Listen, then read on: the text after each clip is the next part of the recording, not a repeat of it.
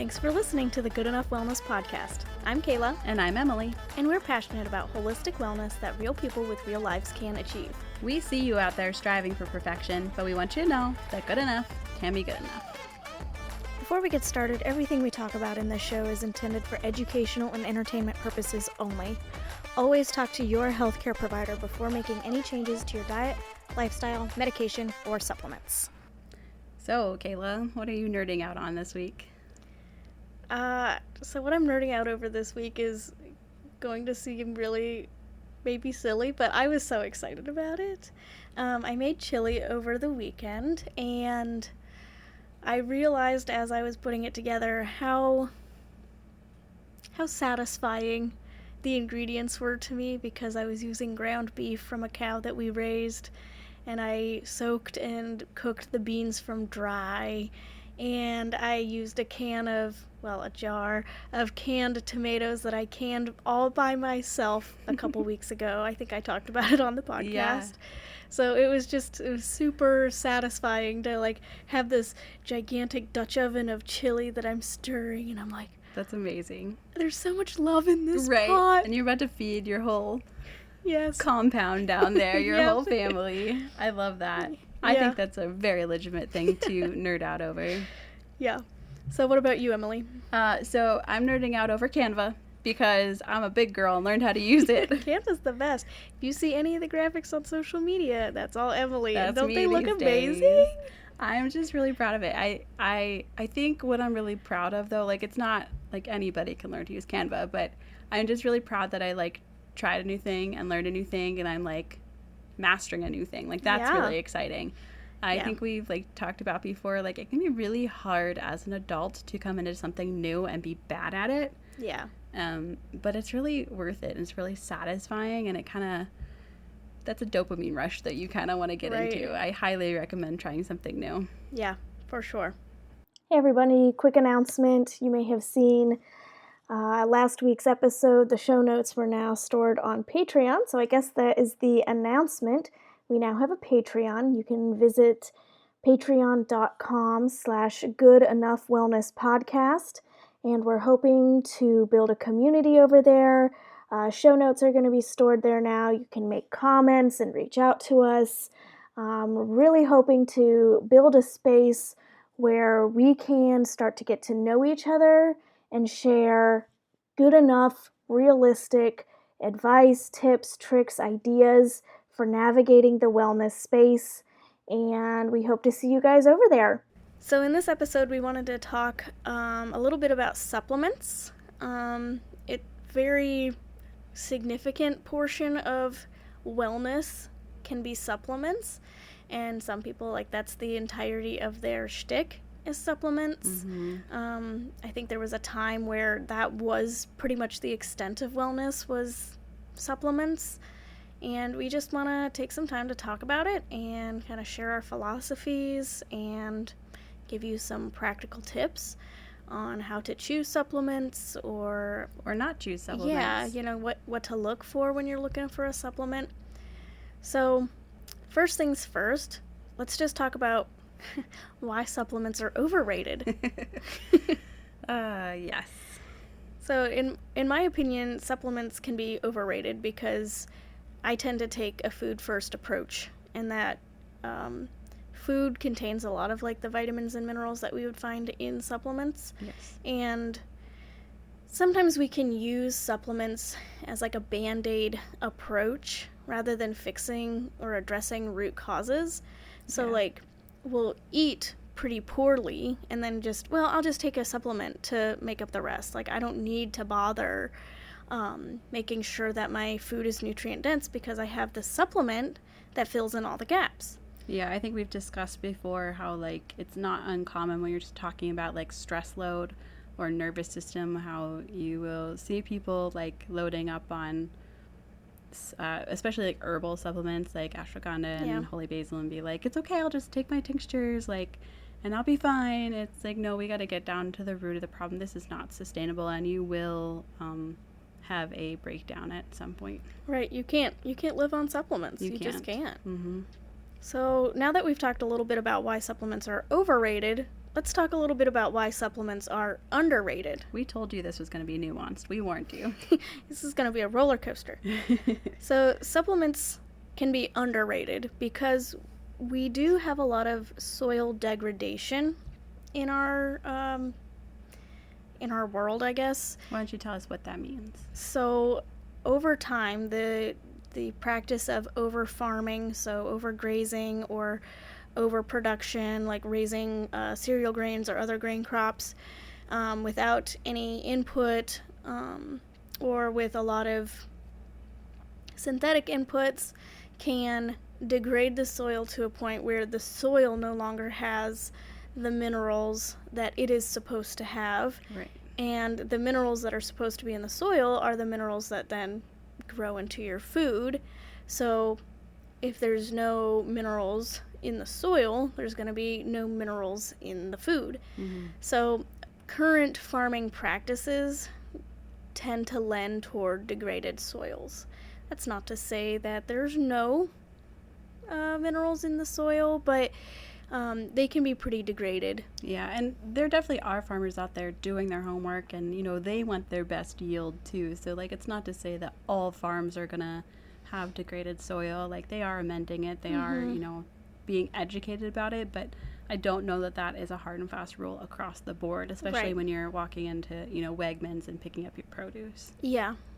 When it comes to soil degradation and farming, this is the whole pretty much platform of regenerative agriculture, is regenerating the soil and using agriculture to do it, because agriculture has a lot to add to the soil with manure and urine and like the actual impact on the ground, like their feet on the ground. Yeah, if you ever want to nerd out on that, oh gosh, Kayla could talk for hours. Yeah. But if you want to go to the source, Joel Salatin's work, Yes. his entire life's work has been about regenerative farming and how to make that work in like a real life situation. Yeah. There's also a book, and I believe there's a documentary called Sacred Cow. Oh, those are good It's too. really good when it comes to that. And another reason supplements can be underrated is that some of us need them to get out of an undernourished or depleted state. We've spent so much time in a state that we're not getting enough vitamins or minerals that we might need a little extra boost beyond what we can get from food in order to address the issues that the depletion has caused. Yeah, that's a good point. So when we're looking at supplements, I know there's some important things to know about dosages. So can you talk a little bit about the RDAs, DVs, ULs, and tell us what those mean? Yeah, so all these fancy, what do they call those acronyms? Wouldn't an acronym be something you could pronounce? I don't know. Initials. Initials, I yeah. guess. Something. I don't know. Anyway, the recommended dietary allowance is the RDA, and these are the levels of intake of essential nutrients that, on the basis of scientific knowledge, are judged by the Food and Nutrition Board to be adequate to meet the known nutrient needs of practically all healthy persons.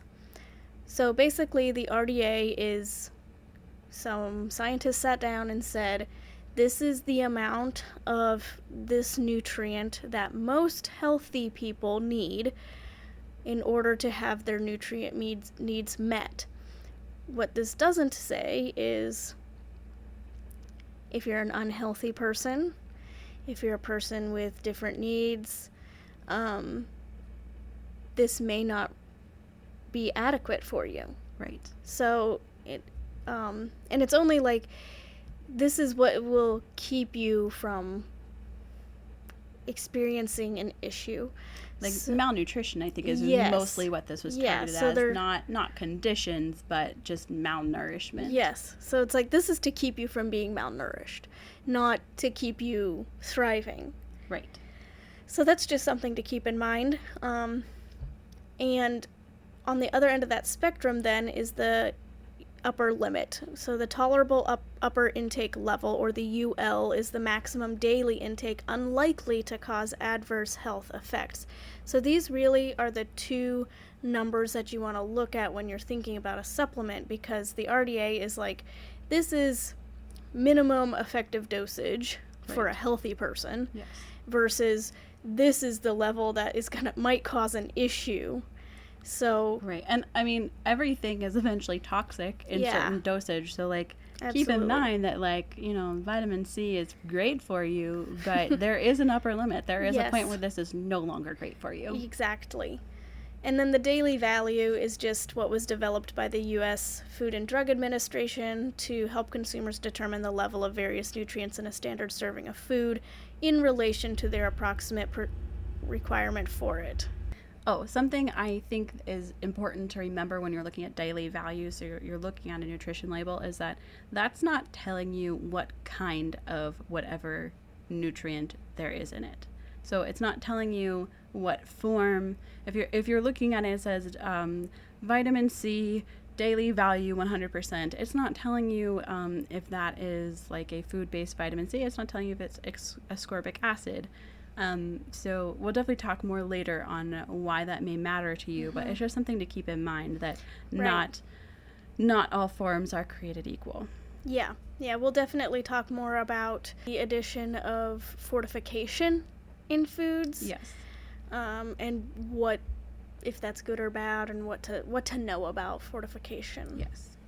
So I know there are a lot of supplements that are, if you get on Facebook, if you get on your For You page, somebody's selling or taking it or endorsing it or really excited about it, or it changed their life or anything. But I know there's a lot of those that honestly just aren't worth the hype. And I know you created a list, so let's hear some of these. Yeah. So some popular supplements that are not worth the hype would be a multivitamin or a one-a-day supplement. These do not take into consideration you and your specific needs, your specific goals. Yes. And a lot of times these are in forms that the body does not find to be bioavailable. Yes. We've talked about bioavailability before, but this is just, is your body able to break this form of the nutrient down into something usable by the body, or are you just going to pee it out? So many supplements are just expensive pee.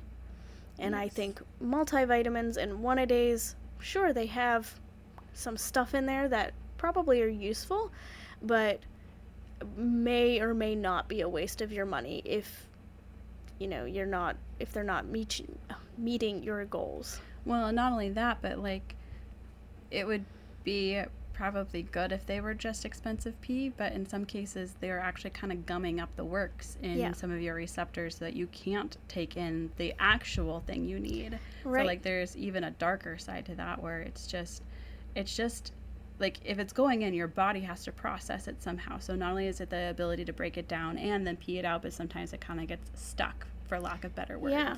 And we have to remember that vitamins and minerals all interact together. So it's like if your one-a-day has a really high percentage of calcium, but not a lot of magnesium, now, like, what is that doing to your magnesium stores? Right. What is that doing to your potassium and your sodium and vitamin K and vitamin A? Like, they all work together. Yeah. Some antagonistic, some more protagonistic, but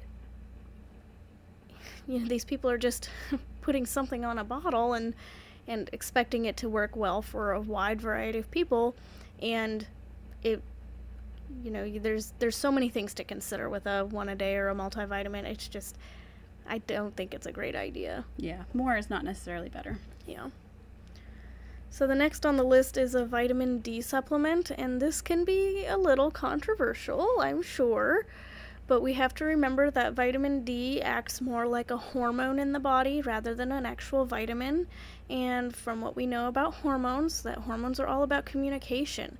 And once you start communicating for something, the body may stop communicating for itself. Yes. I know a lot of people who have like a doctor prescribed vitamin D like mega dose that they take.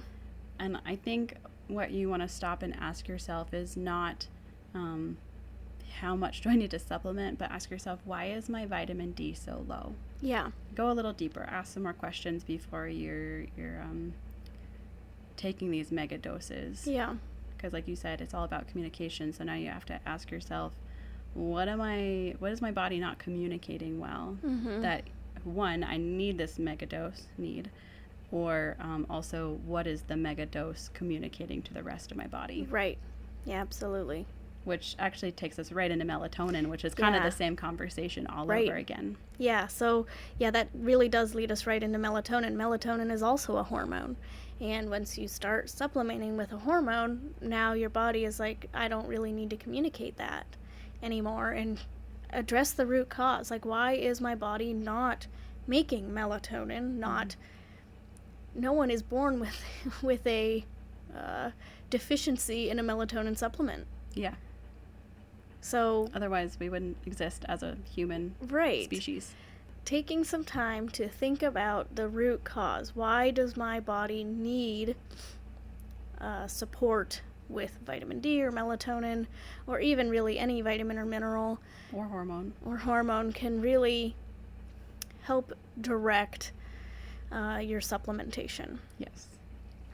So another popular supplement is zinc, and zinc is very, very powerful, and we love zinc so much. Mm-hmm. But zinc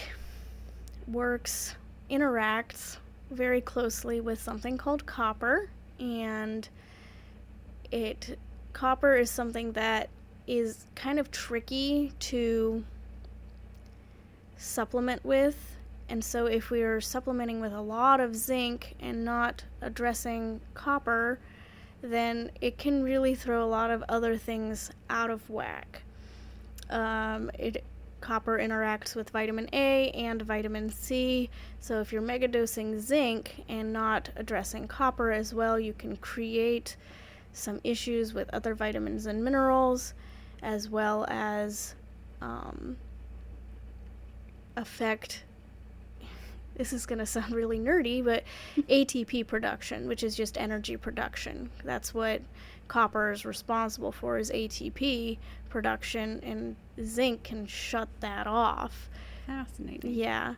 Whereas we're going to talk more about supplementing with like whole foods and stuff, but foods that have zinc in them with high amounts of zinc also have the proper ratio of copper with them, so that way you're not driving imbalance. Right. Next we have B vitamins, and that's kind of convoluted because there's a whole lot of different B vitamins, and they're actually all very different from each other. Mm-hmm.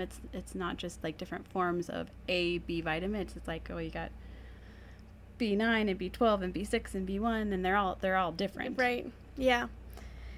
So certain forms of B vitamins can be really tricky because we'll talk more about this later. I feel like we say that every other one, but we do. B vitamins are often packaged in forms that the majority of the population cannot properly use. And that's due to gene mutations, or other things, and this is a lot of what foods are fortified with, are B vitamins, and they're often in forms that the human body can't use, especially those with certain gene mutations. Yes. And then, of course, everybody's favorite, vitamin C. If you're gonna be into supplements even a little bit, you probably do like vitamin C in the winter. Usually it's like Emergen-C, like that little packet that is like, oh, there's a tickle in my throat, I'm gonna get some Emergen-C. Mm-hmm. And I'm assuming, is it safe to assume that's ascorbic acid in there? Yeah. Yeah, and there's of course synthetic vitamin C, and synthetic is usually not the direction you want to go, just because it's not usually bioavailable to you, but there's other reasons I remember for ascorbic acid not being great either, and I don't remember why that is. Vitamin C is like a car. Ascorbic acid is a part of vitamin C. So like a whole food vitamin C does have ascorbic acid, but it also has other compounds with it. Okay. So vitamin C is like a car, ascorbic acid is like the shell of the car, and it doesn't have any interior in it. So in order for the body to use that, it has to provide the interior of the car. And so now you're depleting yourself of vitamin C because you're just putting ascorbic acid in, and it's having to take like whole vitamin C to use that ascorbic acid. Oh, the irony. Yeah. It's a great analogy, by the way. I learned that from Hormone Healing RD. She's one of my Instagram crushes. And I think we also wanted to talk about probiotics, because that seems to be like a very basic, like, oh yeah, and I take my probiotic, and don't forget your probiotics. Oh, skin issues, probiotics. Oh, energy issues, probiotics. And why is it sometimes not a great idea to just kind of be like, I'm just going to pick up a probiotic at the grocery store when I go? Yeah, so probiotics is the one thing that it's like, it depends. Probiotics can be really helpful for some people, but it can be really hard to recommend a probiotic that will work for everybody.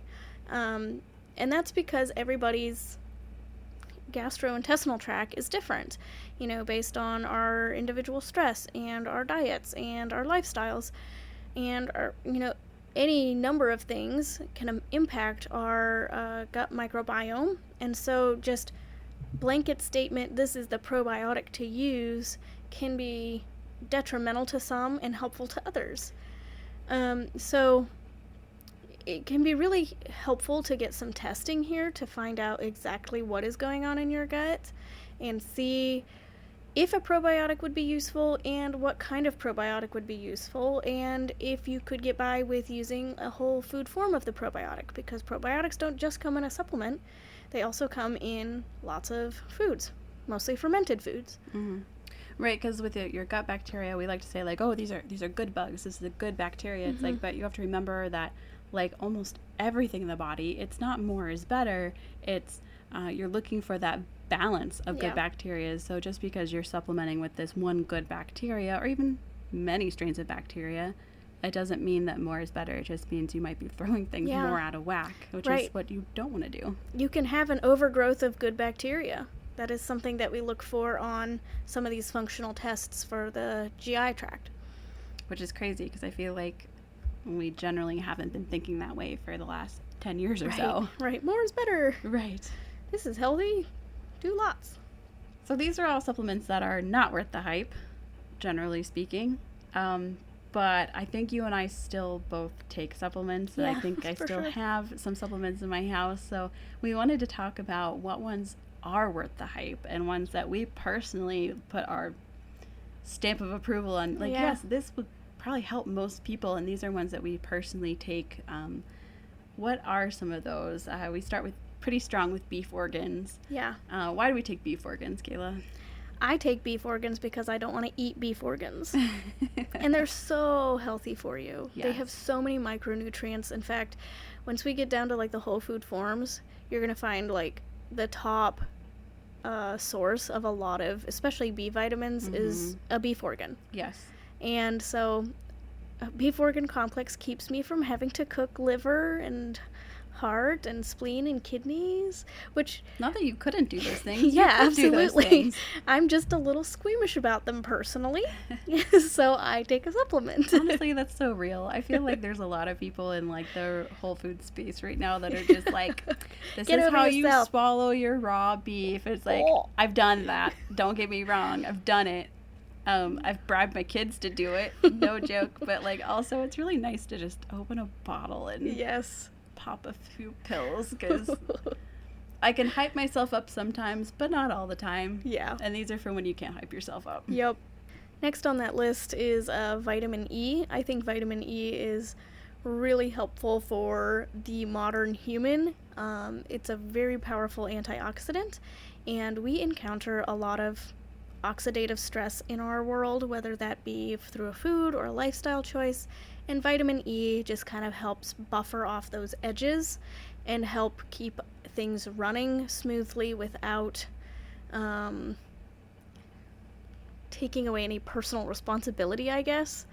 Because like, you do still need to eat well and make good choices, but vitamin E is kind of the sponge that soaks up the room for error. Yeah, that's good. I don't currently take vitamin E, but I think you've convinced me. And it's pretty inexpensive to find a good one.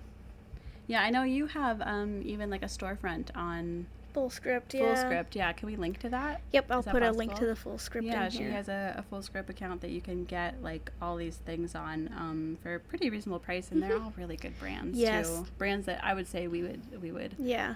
recommend without too much hesitation. Yep. Full Script does a really good job vetting all of the brands and all of the products that go onto their website, so pretty well trusted. Cool. Next is magnesium, and this might be my favorite one because it keeps my eye from twitching. And I'm being quite literal. I don't know if this is a 5-kid problem or a 30s problem. I don't know. My eye twitches. Like I literally will be like, my eye's twitching. Everybody laughs. I'm like, no, literally, my eye is twitching. Yes. And magnesium is the only thing that makes it go away. And I can. This is my barometer for how much magnesium I need, and it's probably like on the low end of things, but it's like, my eye's twitching, go take magnesium for a few days, and then I kind of forget about it, and it's like, my eye's twitching, go take magnesium for a few days. I have a fun anecdote about this. A long time ago, a coworker of mine was going through a good deal of stress with a family member, and her eye twitched, and she like knew it was the stress, because she was like, you're making my eye twitch. Yes. And she was so upset about it. And it wasn't until like a couple years ago and I started learning about like all these minerals and stuff that I was like, oh my gosh, it's because stress depletes magnesium. I know, isn't that funny? She was going through this like acute stress that was like tanking her magnesium, and it was making her eye twitch. It was so funny. I think that's so funny that obviously it's a common thing, but like we have 2 stories about that. Yeah. So if you don't want your eye to twitch when your kids are being hooligans, take some magnesium, because honestly, it might not be your kid's problem. It might be your problem. Right. I guess we should probably talk about some forms of magnesium, though. We've mentioned before on the podcast that my preference is magnesium bicarb, and really the main reason for that is, one, it's very bioavailable. It's very easily absorbable. Mm-hmm. But also, I can make it very cheaply. We'll link a page about that from somebody so much smarter than us about how to make it. You basically just need, what is it, magnesium hydroxide? Yep, hydroxide. Yeah, it comes in a powder. You can get it bulk supplements. Like, it's cheaper than a bottle of most supplements, honestly, and it has lasted me for 5 years, and that's with a lot of eye twitching, so honestly, it'll last you a long time. Do that in carbonated water, shake it up like crazy, let it sit, and you're looking for that chemical reaction to change it to magnesium bicarb, and it works awesome for me. But I know you have a different preference because you have a little less time and slightly more money versus my less money and more time, question mark. Yeah, so I like magnesium glycinate. It's also really highly absorbable, and it comes in a capsule, so I can swallow it without like worrying, am I gonna drink enough of this to get my magnesium for the day, kind of thing, which, I mean, maybe I should be drinking more water. But the reality is I don't always drink enough water. So the glycinate really helps me make sure that I'm getting the magnesium that I need daily. And I just want, when we're talking about forms of magnesium, I want you to be aware that popular magnesium supplements that you'll find on the shelf are a lot of times magnesium citrate. Yeah. Yes. And that's the magnesium that will make you poop. Yes. Which sometimes that's what you want. In which case, by all means, citrate it up. But not just all of be us are aware there. that you're like, oh, they said to take magnesium. Don't go ham on magnesium citrate, because you will just poop your brains out, and it will be no fun for everyone. Yes. And it's not necessarily going to replenish stores quite the same way that glycinate or bicarbonate will. Right. It's not so much absorbable as it is focused on going out. Yes, which is cleaning out. Why it can be. It's great. I mean, if you have if you have a constipation issue, or like kids who have a constipation issue, that's still not a bad thing to keep around. Right. Just be aware that if you're going to go grab, like, what is that, magnesium calm or whatever, off the shelf, it may not do what you want it to do. Yep. And then there are other forms that are good for other things. Like, I know, like, malate is really good for, like, heart health, and threonate is really good for, like, anxiety. And I know there are more than that. I think there's like 17 forms of magnesium. I want to say I've seen blends. I don't have any Yes. recommendations on them, but I have seen where they like kind of blend the best of the best and into a nice blend, so you're getting this well-rounded Right. product. Yep, but that's just something to be aware of when you're looking at magnesium. Look at the forms and, assess whether or not that's going to address the issue that you're hoping it will address. And I guess we didn't really talk about this, but the reason why you would want to supplement with magnesium even in the first place is because of those, the degradation of soil and stuff, because that's where you find magnesium. It can be really hard to get magnesium kind of out in the wild, so to speak. Same thing with beef organs. It's not that they're scarce or like even like there's no degradation per se. It's, Right. it's more about, are you going to be eating We're a not eating them. well-rounded cow? Yeah. Yes. Are We're we not eating them eating as burgers often. and steak and roasts all the time, or are we like looking for those other parts of an animal Yeah. that, when they would harvest an animal, nothing went to waste, and that's one of the things that we generally waste or opt out of now. So that's Yeah. why you might want to supplement that. The other thing about supplementing with magnesium is, I just mentioned, stress depletes magnesium, and we live in a more stressful world than we ever have before. So most people do have that need for magnesium support because of the sheer amount of stress that the modern human is going through. Next, we have Shilajit. It's chock full of minerals. It's just really accessible way to get a lot of minerals. It's just easy to pop a capsule of pretty much straight minerals. There's a few different forms of it. I highly recommend finding like a gel capsule so that you can't smell it.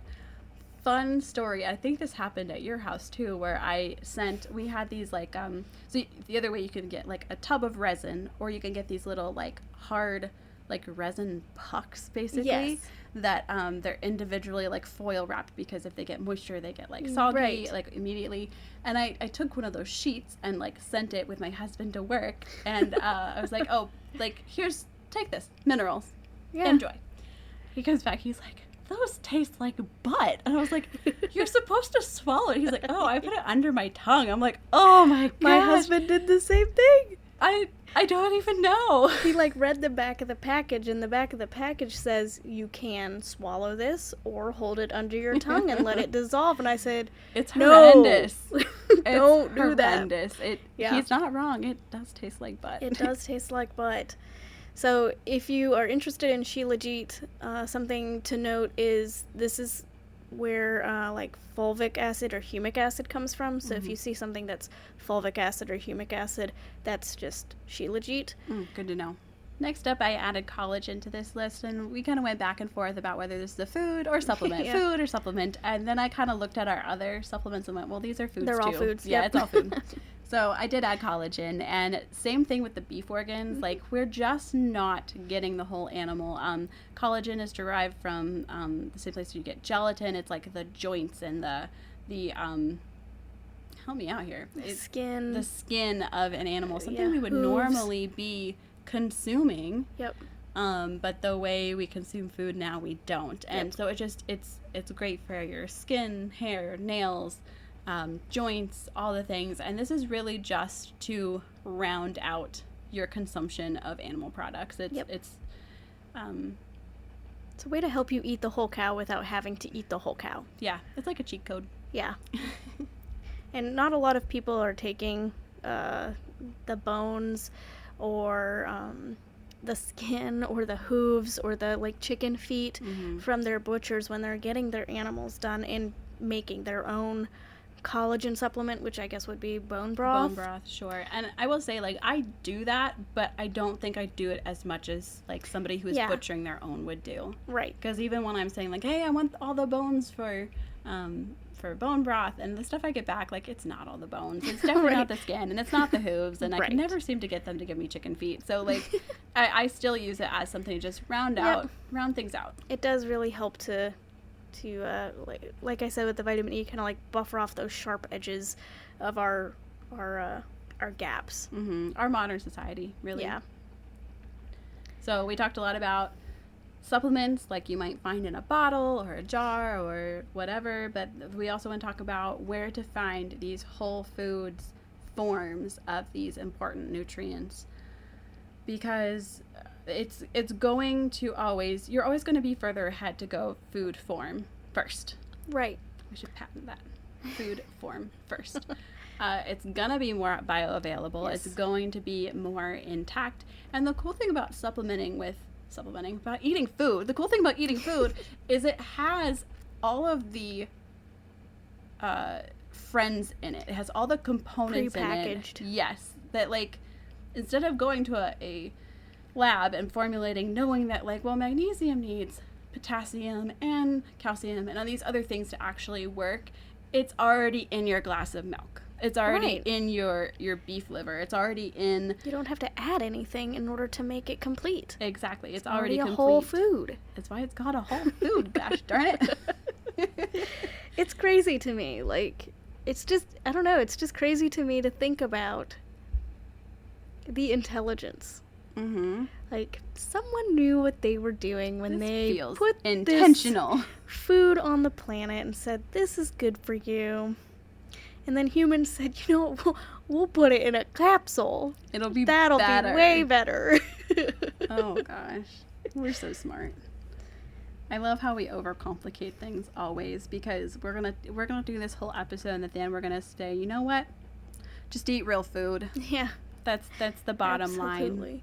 But let's talk a little bit about, like, where to find certain things, just kind of as a jumping off point. But I mean, you can also easily do your own Googling and find all these charts. Just keep in mind that, like, if there's an animal product option, it's probably going to be more bioavailable to you versus, like, a plant option. But you'll see some plants in our Oh, yeah. our recommendations too. Like, it's not to discount that. So, Absolutely. how do you want to go through this? Well, one more note before we jump right into this about, like, Googling the micronutrients in foods is I was finding that they were saying, oh, this has 100% of your RDA for this nutrient, and then you would look at it and it was because it was fortified with that. Yeah, that's So tricky. just keep an eye on that, and if something meets 100% of your RDA for something because of fortification, not necessarily the best way to get that. Fortification is tricky. Like we already talked about, fortification often is not a bioavailable form or not in the right ratios. So just be wary of trying to get your RDA through fortification. Try to get them through whole foods as much as possible. So this section is really just to help familiarize you with the amounts of micronutrients found in foods. And yeah, go ahead, Google. You can also use an app called Chronometer. It also will tell you a lot about micronutrients in your food. And so the first one, we talked about vitamin C and getting it from a whole food. So we usually think about vitamin C coming from citrus fruits. So we used orange juice as an example here. 1 cup of orange juice has 124 milligrams of vitamin C, and the RDA for vitamin C is 75 milligrams. Right, so you're already hitting almost twice, like, your bare minimum. Yes. And most people do need a little extra vitamin C, I've found, to help them use copper and iron and things like that. Mm-hmm. So next we have zinc, one of the most powerful products that we can find zinc in is oysters. In 3 ounces of oysters, you'll find 30 milligrams of zinc, and the RDA is 10, so that's already triple. Mm-hmm. So Awesome. if you need an immune boost, think about oysters. Mm-hmm. Yep, fresh, canned, however you can find them. Yeah. Magnesium is a little trickier, like we said, to find in a whole food form just because of soil degradation. It's found in a lot of foods, but it's hard to find enough. So you might need to find a couple different products instead of just saying, oh, this is my one thing that's going to give me magnesium for the whole day. You'll probably need to, like, have some magnesium in a couple different things at breakfast and lunch and dinner. So the thing that I found was one of the most impactful for magnesium was pumpkin seeds, and that was 156 milligrams for 1 ounce of pumpkin seeds, and the RDA is 400 milligrams. Yeah, when we say that like most people are not getting enough magnesium, it's hard to get enough magnesium. It really is, which is why it's part of our like this is something you might want to supplement with list. And then B vitamins. B12, high in ground beef. You can get 2.4 micrograms in 3 ounces of ground beef, and the RDA is 2.4 micrograms. Burger for dinner, check. Yep, gets all your B12 for the day. B6 is chickpeas, which this one kind of cracked me up, so I had to add a second one. 1.1 micrograms in 1 cup of chickpeas, which who is eating 1 cup of chickpeas? I mean, I could. I love chickpeas. I do love chickpeas. I was going to say, on top of our, what is it, 2 cups, 3 cups of black beans for breakfast? I mean... That's a lot of beans. It's a lot of beans. So 1.1 micrograms in 1 cup of chickpeas, and the RDA is 1.3 micrograms. So that would get you really close on B6.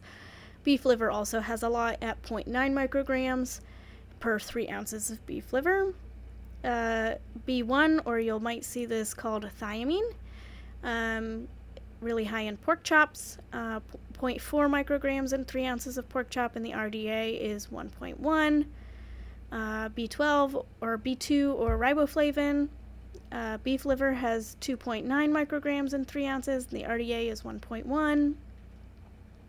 B3 or niacin, really high in beef liver, 14.9 micrograms in 3 ounces, and the RDA is 14. B5 or pantothenic acid, really high in beef liver again, 8.3 micrograms in 3 ounces, the RDA is 5. Biotin, really high in beef liver, 30.8 micrograms in 3 ounces, and the RDA is 30. And then eggs also gets 10 micrograms in 1 egg. So if you have 3 eggs for breakfast, that's your entire RDA of biotin. And then B9 or folate. Let me guess. Beef liver. How'd you guess? 215 micrograms in 3 ounces, and the RDA is 400. Yeah, hopefully we didn't undersell beef liver. Like, if you like beef liver, or if you've never had it, like, don't let us being weird about it keep you from... My grandma loves beef liver. Yes. Like, liver and onions is, like, a delicacy for her.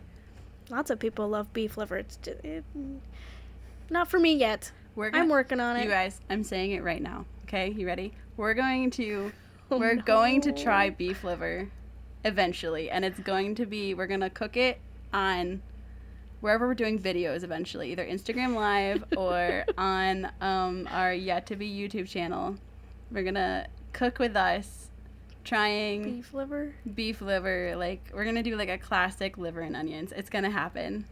I'll probably love it. I'm gagging about it a little bit right now. It's probably just really savory. Yeah. It's going to happen. We're going to do it. My mom used to grind up beef liver and put it in like ground beef for spaghetti, and we always knew. She thought she was being so sneaky. And we like be like, "Mom, did you put beef liver in this?" She's like, "How did you know?"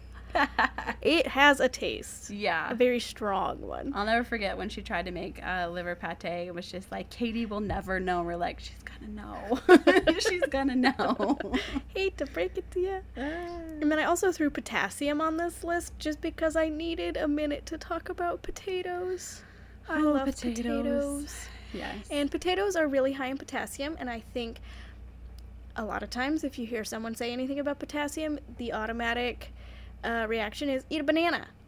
Well, right. I don't like bananas, and I love potatoes, and potatoes have more potassium in them than bananas. So boil them, mash them, stick them in a stew, have a potato party. Love potatoes. I love it. And a potato has 610 milligrams of potassium per 1 medium potato. The RDA is 2,600 milligrams. So have lots of potatoes. And lots of other things that have potassium. Yes, there's definitely lots of other places to find it too. Yes. Having the skins, potato skins add about 150 milligrams. I knew it. I can't tell you why, but everybody is just like, why do you leave the skins on? It's like, that's where the nutrients are, which is probably not true, but it's where some of the potassium is. Yeah. Don't peel your potatoes. Probably wash them though. You should wash them. Yes. Sometimes I peel them just because. Sometimes they're really grimy and you're like, if I peel them, I don't have to scrub them. Right. Or like I'm craving a certain like texture and the skins can ruin that. But a lot of time I try to leave the skins on as much as possible. Yes. So, who needs supplements then? Because we've talked a lot about why they're overrated, underrated, and what you probably don't want and what you do want, and where you can get all those nutrients without supplements. But who might need them? I say that if you have nailed food and lifestyle optimization in like a good enough way, of course. So like we're not looking for perfection, but like you've really tried to increase your nutrient density in your food. You've reduced stress. Reduce screen time. Reduced your screen time. Go to bed. Yeah, you're sleeping really well. If you're like really deep into that kind of stuff and you're still finding that you're struggling with something, you might be a good candidate for a supplement. If you're experiencing an acute, a chronic, or an autoimmune issue, something that's going to be depleting you of micronutrients, you might need some support from a supplement. Mm-hmm. And then those with gene mutations, we briefly touched on this when it came to beef vitamins. They really are beef vitamins. They should. Maybe that's why they call them that. But the B vitamins, some people have gene mutations and they aren't able to methylate the B vitamins in a supplement form, and so you may need to take a methylated B vitamin in order to replenish some stores and support those gene mutations. Okay, so then how do you know if you do need one? So there are a couple different functional labs that you can do that can tell you just how depleted you are and what you might need as far as a supplement goes. One of those labs is called the Hair Tissue Mineral Analysis, or you'll see it referred to as the HTMA. This takes a sample of your hair and tells us about the last 3 months of your life, and it gives us the levels of all of your minerals. And it can also like give us important clues as to how your adrenals are functioning, your thyroid, your blood sugar regulation, and the reason that we like testing minerals through hair rather than blood is because blood is just a 1-second snapshot in time, whereas the hair tells us the story of the last 3 months. And our bodies are incredibly well regulated when it comes to blood. It does not want levels in the blood to be very high or very low, so it works really hard to keep all of the levels in the blood extremely regulated. And so things might be out of whack in the body, but the blood won't really show you that because it's working so hard to keep the levels in the blood really specific. Your body's so smart. Very, very smart. And then the other lab that I like for determining supplements is called the GI Map, and this is a stool test. So you send a sample of your poop to the lab, and they tell you about your microbiome. Tells you about bacteria and parasites and pathogens, both good and bad, and the levels that they're in, and where you might need support with like a probiotic, or if you need to supplement with a botanical to help kill off some things, or if you need some liver support. It can give you some really, really, really critical information, so that way you're not supplementing blindly or accidentally feeding an overgrowth. Right, we want to be smart with our time, money, resources, and this is a good way to give you a better inside scoop to what you actually need, so you can put your money where it's actually helpful. Right. And your time. Yeah.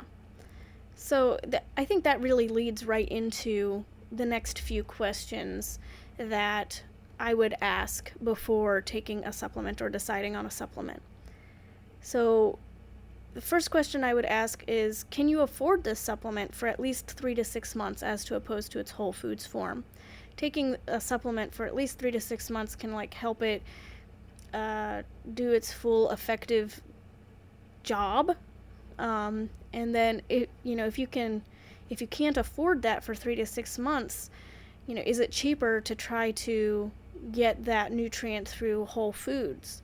And you might be better off even doing through the whole foods form because it'll be more bioavailable. Right, we were just talking off air about how sometimes we skew in our brains a little bit. Like, either way, you have to eat. Yeah. So, like, if there's something you can get through a Whole Foods form, aka in your dinner, like, Might as well. it's not, let's say that thing is an extra $5. You are not just spending an extra $5, you're actually replacing something else that you'd have to buy anyways. Yeah. Like, I was thinking about, like, if you can find grass-fed butter, as opposed to your typical butter, like, okay, the grass-fed butter is twice as much. Well, it also has more vitamin D, and it has more vitamin K, and all this stuff. And it's not like I am purchasing grass-fed butter in addition to my regular butter. Right. I am replacing it. So it and you're also replacing the potential for a supplement. right. Yeah. So, like, sometimes it feels like, oh, it's going to be so much more expensive to eat more nutrient dense, but if you're not going to have to buy a supplement, and if you're going to be replacing something you're already eating, it may not be quite as expensive as it kind of feels like right off the bat. Right. So the next question to ask yourself is, what is your level of compliance with taking a supplement? Most supplements need a high degree of compliance in order to be effective. So if you're someone who takes supplements some mornings, some evenings, sometimes you take one, sometimes you take two, you might not be getting its full effective dosage, and so it might not be, you might be wasting your money because it's not able to do its job. Right. You want to be very purposeful with your supplementation. Yeah. So the next question is, what are your goals? Are you addressing the root cause goal and not just the symptom of that root cause? An example of this would be, if your goal is to lose weight, you shouldn't be taking a supplement that's promising to, help you drop the pounds, but you should be looking at what can be supporting my blood sugar regulation, because blood sugar regulation is generally the root cause of weight gain. So take a second to assess your goals and whether or not your goals have a root cause that you need to be addressing in order to reach that goal. And then, do you know what this supplement does and how it interacts with other supplements or foods or drugs? Like we've talked about before, nutrients all interact together. Some play nice together, some don't. And so it's really important to take a minute to see if the supplement you want to take is going to interact poorly with a drug you might be already taking, or another supplement you might already be taking, or some foods that you aren't willing to give up. Yeah, this is really important. Like, when you're filling out your questionnaire at your doctor and they're like, and what supplements? They're not asking you that to police you. They're asking so that, like, if they need to prescribe something, they know that you're going to be safe taking it. Yeah. And then, piggybacking right off of that, have you considered how this supplement will interact with other vitamins and minerals? And do you have the capacity to start with this supplement, or should you start with a precursor? Great example of this is like sodium, potassium, and magnesium. A lot of people find it a lot easier to start supplementing, quote unquote, with sodium because it's easy to add salt to things. But increasing your sodium without increasing your potassium can drive your potassium down even further. And so if you want to increase sodium, you really need to start working on potassium before you even start on sodium. And the same kind of effect can happen with magnesium. A lot of people jump in right away with magnesium, but it can also drive down potassium. And so sometimes if you want to start on magnesium, you might need to start with potassium first. And this is another great example of why an HTMA can be helpful. It can tell you if your potassium stores are really low and if you need to start working on those before you can start supplementing with something like magnesium. Yeah, I think an important point too is the HTMA, and I'm pretty sure the GI map too, like, those are pretty low barrier to entry. Like, as far as healthcare goes, they are very inexpensive, so it's really worth checking out. That's something Kayla can help you with. Yeah. That's literally her profession, and she's very good at it. And there's other practitioners out there too that are also doing that. Find somebody who, whose personality and vibe that you you get along with, and they can help you for not a ton of money. Yeah, I love both HTMA and GIMAP. They're my favorite functional labs, and I'd be happy to run them for you and explain them to you, and get you the results that you are looking for. So, in case you missed it, here's the TLDR. Food first, always. Address root causes. Consider RDAs and ULs. Have a good reason to use a supplement. Consider tracking micronutrients to see if you're hitting your RDAs. And consider testing. So, Emily, what's good this week? So, what's good this week is we're about to go to our first day of our homeschool co-op, and kids are pumped. Everybody's excited. We go to a nice, it's kind of like a short one. It's only like 8 weeks in the fall, 8 weeks in the spring. Every Monday, it's all my kids' friends are there. All my friends are there. We're really excited. If you homeschool and you're not part of a co-op, I drug my feet for a really long time getting into one, because going places and seeing people isn't really my favorite thing. I homeschool because I like to be a homebody, but turns out my kids don't, so it's compromise. But I'm so encouraged going to them. It's fun to get to kind of like nurture somebody else's kids for a while, and it's also really like nurturing to me, and like getting together with people who have this mutual goal, and also like similar personal goals of like raising our children and teaching them good things, and making well-rounded humans.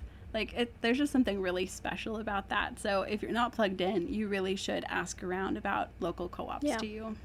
Yeah. How about you? What's good? So a couple weeks ago, I made a large batch of chai syrup concentrate. Recipe comes from Venison for Dinner. Kate. Yeah, I'll leave a link in the show notes for that. And I made a decaf version because I have switched to decaf in pretty much all areas of my life. And so I've been doing a lot of dirty chais over the last couple weeks, and I just used the last of it today in my coffee, and I cannot wait to make some more. In fact, that's kind of my evening plans for today, is to go and make some more chai syrup. Today is the first day of fall. It is. So happy fall, y'all. We're making chai syrup. That's right. Thank you for listening to the Good Enough Wellness podcast. To learn more about my one-on-one packages, join my mailing list and follow me on Instagram at Kayla King Wellness. Don't forget to subscribe to the Good Enough Wellness podcast feed wherever you listen to podcasts. You don't want to miss an episode. Join our community over on Instagram at Good Enough Wellness Podcast to learn about upcoming episodes and to interact with the Good Enough community. The Good Enough Wellness podcast, because good enough can be good enough. Well, that's good enough for me. Me too.